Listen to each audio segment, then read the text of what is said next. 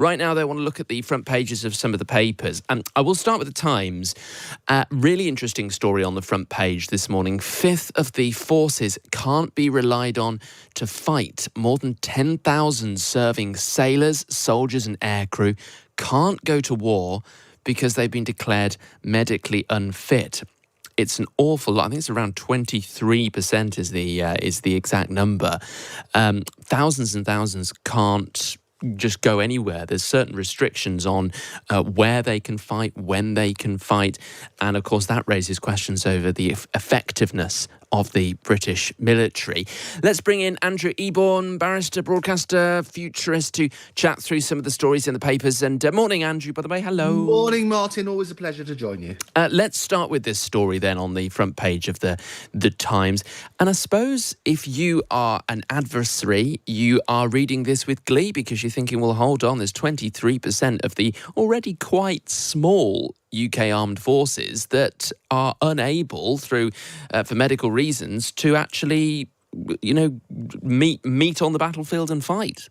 I have to say it is absolutely alarming, isn't it? More than 10,000 serving sailors, soldiers and aircrew can't go to war because they have been declared medically unfit. And worse than that, 15,000 personnel can only be deployed if the weather's not too hot or too cold or they're not exposed to noise. What nonsense is that? Completely alarming. I was also thinking when I read this story this morning that you're never going to see this in the Chinese press or the North Korean press or Russian press. Nobody admits to their failings so publicly. It is absolutely alarming and a real concern. Yeah, isn't it? And some, as you say, sort of some of the sort of stipulations that are put out on some of the people who can fight but can only fight in certain places, like they can only fight if the temperature isn't too hot, or if the temperature, or if there isn't very much noise, which you would think there probably is quite a lot of noise. And some of the sailors should never be on a boat. They get seasick or something. I mean, it's absolutely nonsense, isn't it? I'm sorry I can't fight you today because it's raining. I mean, we'll come back tomorrow. It is really alarming, and I think this is what we need to look at. A number of people have sort of talked about, yet again, these are key problems facing the MOD and the services are not necessarily equipment and ammunition, but more broadly personnel issues, and that's what people are sort of looking at on that sort of basis. We need to look at it urgently. John Healey, who's the Defence Secretary, he's already warned that the size of the army is expected to shrink further next year to below 70,000. So clearly that's going to be an issue as well. Andrew, stay there because we want to talk more about some of the things that are on the front pages and also inside the papers. I'm just having a little flick through today. In just a moment, we're going to talk about what's on the front page of The Guardian. Thames Water diverted clean-up cash to help pay bonuses. A really interesting story about where the money that's been given for cleaning up the sewage in the waterways, which is a really kind of hot topic at the moment, has allegedly been going, according to that newspaper. Some of the other front pages, the Daily Mail today, King's message of national healing. So this is talking about the change of venue for the King, actually going to be going to that hospital chapel, not at a royal residence for the first time since 2006. Daily Express also has that story. Iron newspaper talking about the finances. Reeves needs a Christmas miracle to boost economy as growth stalls. Honour the brave, says the Daily Mirror. 7 in 10 want a bank holiday to mark 80 years since the end of the Second World War. I reckon just 7 in 10 just want a bank holiday, to be honest, for any old reason. And the Sun this morning, good health, Your Majesty, again talking about the King.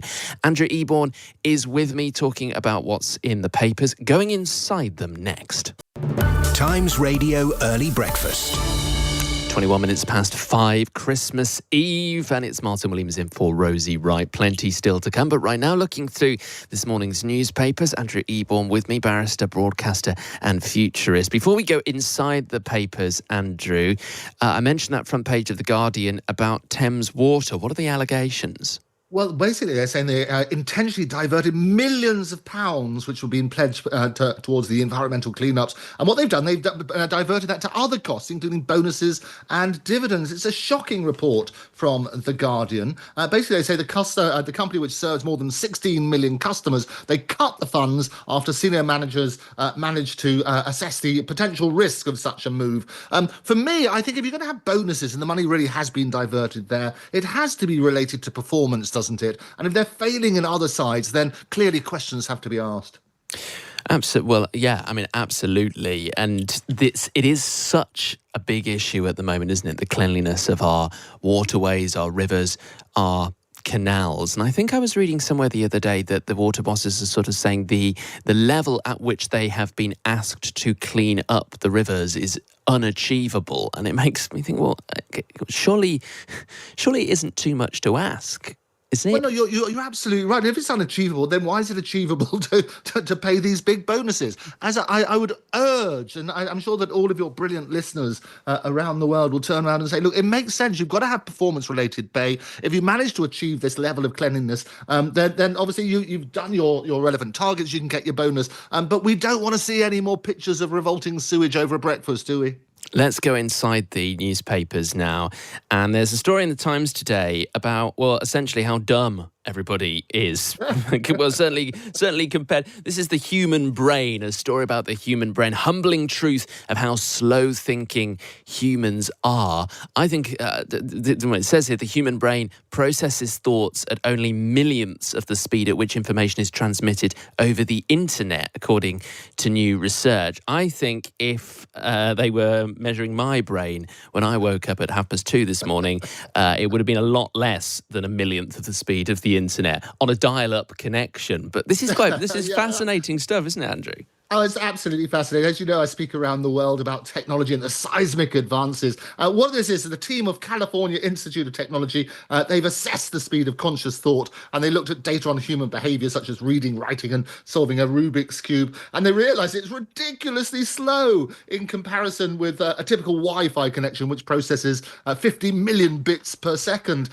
Interestingly, they say this is raised into questions about Elon Musk and his sort of claims about how we're going to use AI and his brilliant company Neuralink to make the brain even more accessible. And there's been some fantastic, as you probably know, Errol Musk, who's Elon's father, is on my show virtually every day, the Andrew Eborn Show, available on all good platforms, more platforms than Paddington. And what we looked at is basically those seismic advances, the achievements. And if you see these wonderful pictures and videos of people who previously couldn't speak or communicate in any way, and what companies like Neuralink are doing is enabling those who can't communicate to be able to do that. There's going to be tremendous advances here. But yes, this is an interesting report and not terribly surprising, to be honest. What they're saying is that also the researchers say that the slow pace of the conscious thought, the human one, represents an evolutionary mechanism, as it was the optimum level for decisions to survive, such as finding food. But apparently things like smell and taste and various other things we're very, very quick at.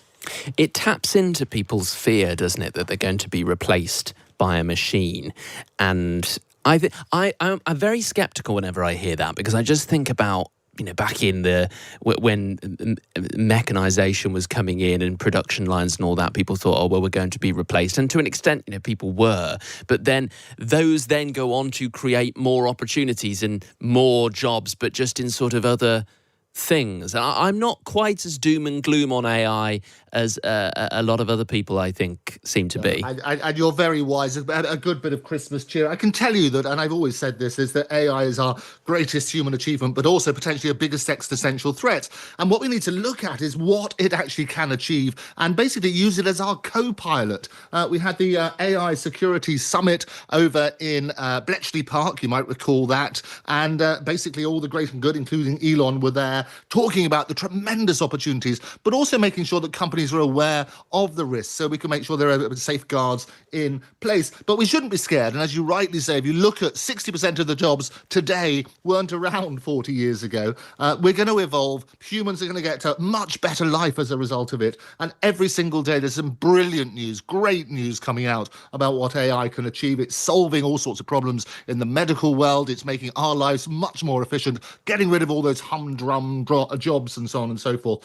So this is a great positive stage. And I absolutely am an advocate for AI. I want to put the AI into Britain.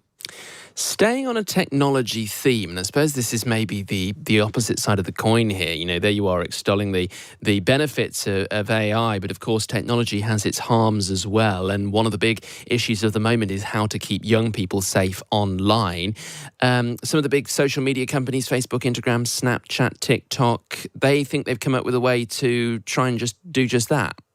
Well, it's very simple. If you ask somebody, how old are you? You can only access this site if you're 18. What are you going to put? You're going to say, well, I'm 18. So what they're suggesting is that they're going to start having facial recognition checks to stop underage children from accessing their sites. So this is under plans announced by Ofcom. And basically, there's big concerns. You'll know that in certain countries, social media has been banned for those under 16. And basically, looking at over here in the UK, 24% of children aged 5 to 7 own a smartphone, according to research from Ofcom, the broadcasting watchdog. And a third of parents say their children of that age are using social media independently. What's going to happen? There's been a lot of talk about the Online Safety Act and the restrictions and also the penalties on these big companies of basically to avoid online harm. They could face fines of up to 10% of their global turnover, which obviously relates to sort of 10 billion, for example, in the case of Meta, who own Facebook, Instagram and WhatsApp. We need to look at this. We need to make sure that people are safe, but without over-restricting people. What they're trying to do is say, look, well, this is one way of age verification. You have a look, but some children look a lot older than they might appear on their actual passport. Let's lighten the tone to finish our conversation and look ahead to tomorrow and spending time with the family and doing things for Christmas. There's a few Christmas-related stories, as you might imagine, in some of the papers today. I've been reading, Andrew, this really, if you're going to be playing some board games with the family over the festive season, there's a great thing in the Times today written by Tom Whipple about how you beat your family at the various different games. And he takes you through all the different games. You've got Monopoly, Scrabble, charades. Who really, honestly, competitively plays charades? I don't know. Connect 4 is in there. Risk. And he goes through basically how you can kind of beat your loved one at the game, which I think is maybe missing out the fun of Christmas. But there's loads of other things as well, including, of course, cooking. And Nigella Lawson has some advice about what to do with a turkey. Well, she does. It's extraordinary advice, isn't it? I mean, she basically says you've got to leave it outside for a while, make sure the foxes don't nick it, so you put it under your son's skateboard. Why do you have to leave it outside? Well, apparently it helps it sort of put it in the brine and it helps all those spices get under the skin. It tastes absolutely glorious on that sort of basis. But you're right about the article, and everybody fights over Monopoly. And what he's saying, what this great piece in the Times is, he's saying, look at things like what's the most landed on square in Monopoly? Well, jail, of course. And therefore, when you're deciding which properties to buy, work out a mathematical combination. What's the most likely dice number you're going to throw? And the common numbers are 5, 6, 7, 8, and 9. And then you look at those sort of squares and say, well, what one's closest? Apparently, the orange squares are closest to jail, so buy some of those. And basically, the John Haig, who's a Sussex University game theorist, he calculated for every 100 hits on blue or purple, you get 110 on green or yellow and 122 on orange or red. So look at that. Scrabble, he recommends looking at your two-letter words like B-O and Y-O and Y-A, so you can work on that sort of basis. And be honest, Andrew. Charades, you talk about charades. He says get lessons from mime artists. So the flapping. No, I mean this is just silly. To be honest, I just think Tom Whipple's taken all the fun out of Christmas. I just do. Just play the game and enjoy it. It doesn't really matter who loses or wins, but maybe that's me talking. Andrew, a pleasure as always. Thank you so much for coming on. Really, really great to talk to you, and have a very Merry Christmas. Merry Christmas to you and everybody else. Take care. Andrew Ebon, barrister, broadcaster and futurist, taking a look through the papers. This is Times Radio, a check on the business news. News as well on how the Royals will be spending their festive season, and a look at all the Christmas sport on the way. First, though, with the latest news at 5:30 now on this Christmas Eve, here's Tom Noonan. Across the UK, on DAB, online and on your smart speaker. This is Times Radio.